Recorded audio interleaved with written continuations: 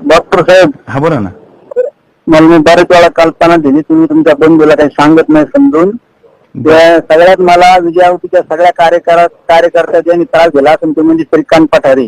तुम्हाला मी शेवटचा फोन करतो, परत माझा फोन होणार नाही. तर माझ्याकडून काय झालं तर परत माझ्याकडे यायचं नाही. तुम्ही माझी जीवन मरणाची लढाई, त्याच्यात एक एक माणूस उचलून आणतो. राहुल धावरेला 100 वेळा फोन करतो, पैसे वाटप करतो, जयश्री रावतीला घेऊन येतो, त्याला सांगा माझ्याशी गाठी, तुम्हाला पण माझा परत फोन नसणार आहे. आणि परत माझ्याकडून कुठलं पण झालं तर मी सोडणार नाही. माझ्या जे आडवा जाणार ना त्याला मी जिंदगीत सोडणार नाही, हे पण तुम्हाला सांगतो आता. बरं, मी बोलतो त्याच्याशी. माझ्या आयुष्याचा प्रश्न आहे.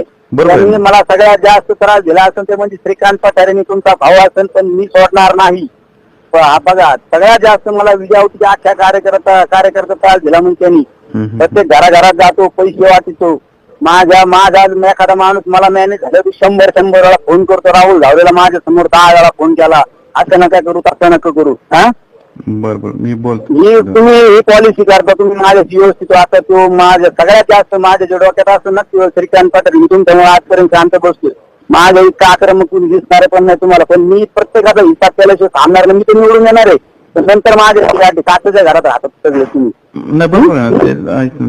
काचेच्या घरात राहता तुम्ही, हे पण लक्षात धरायचं तुम्ही.